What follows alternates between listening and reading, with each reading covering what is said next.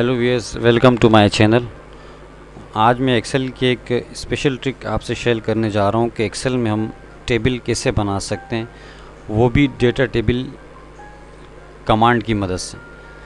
देखिए यहाँ पर आप सबसे पहले 2 बाई 2 लिखें, ठीक है। सेल को मल्टीप्लाई कर दें आप किसके साथ, इसके साथ। आंसर आपके पास 4 आ रहा है, तो आपने कुछ सिलेक्शन इस तरीके से देनी है जैसे मैं दे रहा हूँ, ठीक है, यहाँ तक। अब आपने यहाँ से जाना है किसमें, डेटा के अंदर, व्हाट इफ एनालिसिस के अंदर आपने यहाँ से आना है, ठीक है।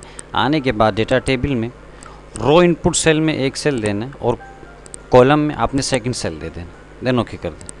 तो यहाँ देखें आपके पास यहाँ पे आपको 0 0 अप्लाई होता हुआ देखें नज़र आ रहा होगा, ठीक है। अब आपने 4 के साथ वो टेबल लिखना है और 4 के नीचे आपने अपनी नंबरिंग स्टार्ट करनी है, ठीक है। कैसे, यहाँ पर देखें मैं लिख रहा हूँ यहाँ पे जस्ट 5, ठीक है। 4 के नीचे मैं नंबर लिख रहा हूँ 1।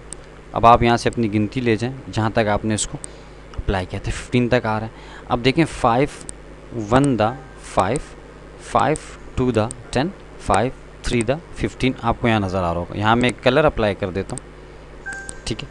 अब यहाँ पर जितने का भी टेबल आप लिखते हैं तो यहाँ देखें वो आपको 9 1 the 9, 9 2 the 18, 9 4 the end 9 15 the, मतलब जितने का भी टेबल आप यहाँ लिखें वो आपको सेकंड के अंदर उसकी कैलकुलेशंस करके देगा।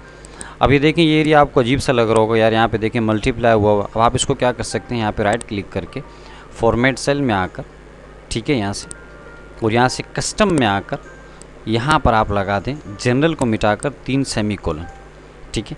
इससे क्या होगा कि ये जो सेल्स मैंने सेलेक्ट किए थे वो आपके हाइड हो जाएंगे, ठीक है। इस ट्रिक को आपने फॉलो करना है, ठीक है। करने के बाद देन यहाँ से ओके करें तो यहाँ देखें आपके पास, अब आप जितने का भी टेबल आप यहाँ लिखें तो देखें टेबल आपको यहाँ पे देखें अप्लाई होता हुआ देखें नज़र आ रहा होगा। 7 1 द 7, 7 15 द 10 5, और यहाँ पे आप लिख सकते हैं मर्ज करके टेबल, देखें आ रहा है।